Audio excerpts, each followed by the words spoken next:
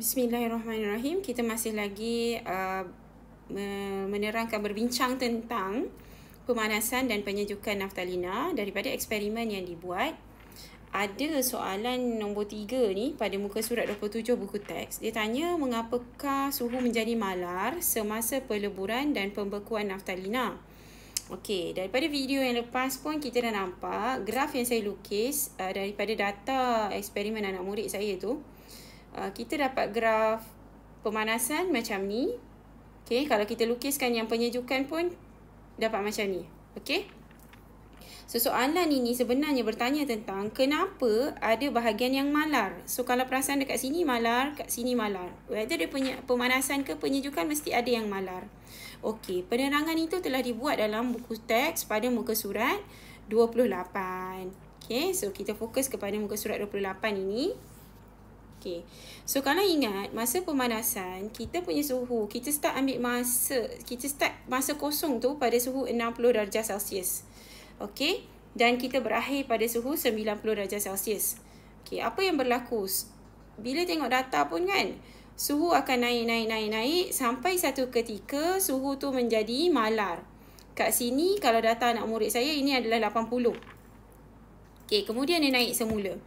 So, kenapa ya pada ketika itu kita masih memanaskan, kita tak keluarkan bahan sebenar pun, kita tak tutup api, kita masih buat pemanasan itu.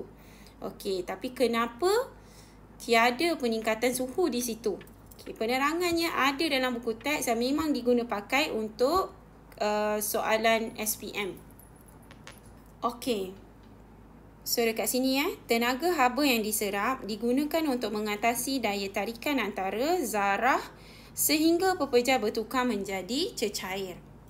So kalau perasan masa kita start pemanasan itu, pada awal tu naftalina dalam keadaan pepejar. So bila dalam keadaan pepejar, susunan zarahnya adalah rapat-rapat dan teratur, betul tak? Okay, dia susun macam ni.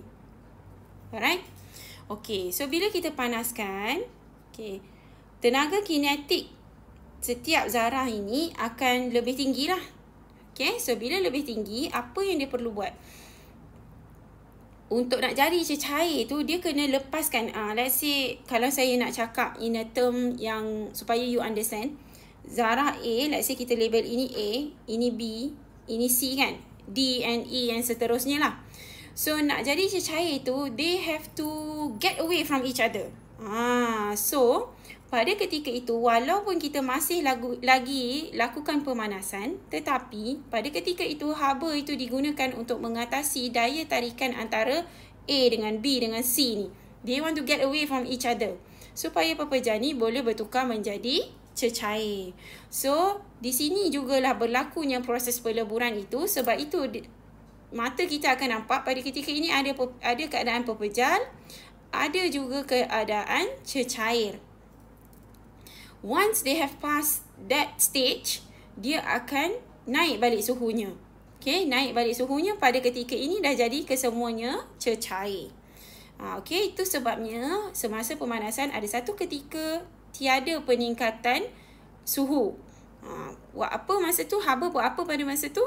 Haba tu digunakan untuk atasi daya tarikan antara zarah sampailah pepejar ni bertukar menjadi cecair. Okay. So, in terms of penyejukan pula, okay, penyejukan kita mula dengan suhu 90, remember? Dari keadaan pemanasan, dia dah capai 90, kita keluarkan dia dari api, kita lap dasar tabung didih tu, guna kertas tu, tisu tu. Okay, lepas tu, kita masukkan dalam kelalang kun. Okay, masa ni suhu dia 90 darjah Celsius. Kita masih lagi mengacau dan suhu akan turun sampai satu ketika dia menjadi malar juga. Okey, menjadi malar. Okey, kat sini kalau data anak murid saya tu 80 jugalah. For a while dia jadi 80. Okey, so kat sini kenapa pula? Kalau tadi dia jadi malar kerana kita guna tenaga haba. Tenaga haba tu kita serap sebabkan nak mengatasi daya tarikan antara zarah. Kalau penyejukan jadi macam mana pula? Penyejukan, kita tengok kat sini penerangannya, tenaga haba yang dibebaskan ke persekitaran diimbangi oleh tenaga haba yang terbebas apabila zarah menarik antara satu sama lain membentuk pepejal. Okey. Masa pemanasan kita zarah tu akan serap haba. Tetapi semasa penyejukan, zarah akan bebaskan haba. Okey, cumanya masa zarah ni nak bebaskan, nak bebaskan haba, susunan zarah ni pada ketika ini cecair kan. So bila cecair ada setengah yang rapat, ada setengah yang jauh-jauh lah kan. Macam ni kan. Okay. So ini keadaan cecair.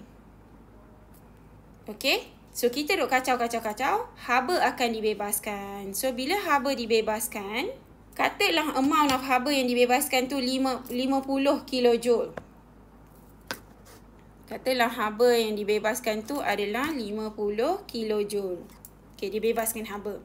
Pada masa yang sama, haba ni akan ada juga haba yang hilang ke persekitaran. Itu kita cannot avoid. Hilang ke persekitaran. And the amount ini adalah 50 kilojoule juga. Jadi dia balance out. Boleh faham tak maksud saya? Ini saya letakkan a numerical value, satu nilai supaya you nampak benda ni. Kalau tak, dia tak semestinya 50 kilojoule. I don't even know berapa tenaga haba yang dibebaskan tu. Saya just letak nilai supaya bila kita nampak nilai, instead of an unknown, kita lebih jelas. Okay. So again, masa cecair ni, okay, kita kata kacau, cecair ni akan bebaskan haba. Okay, tenaga haba akan dibebaskan. That amount, let's say it is 50 kilojoule.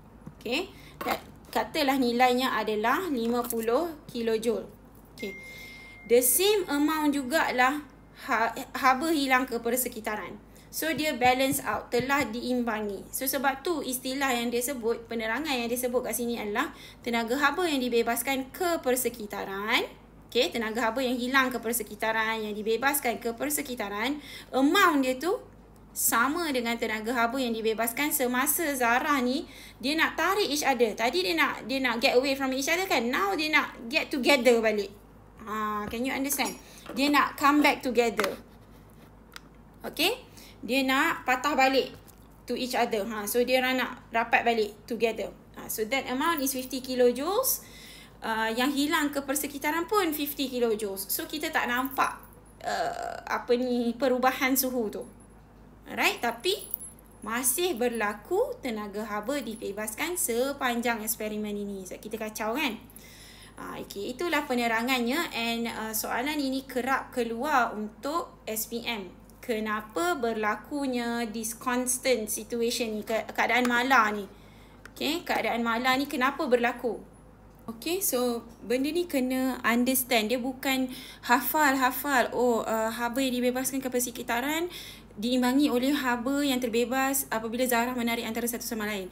It's not just menghafal benda tu. You really have to understand dia. Untuk understand, maybe you have to draw ke apa ke, because kita tak nampak secara mata kasar. That is one of the reasons kenapa kadang-kadang kimia ni orang susah nak faham.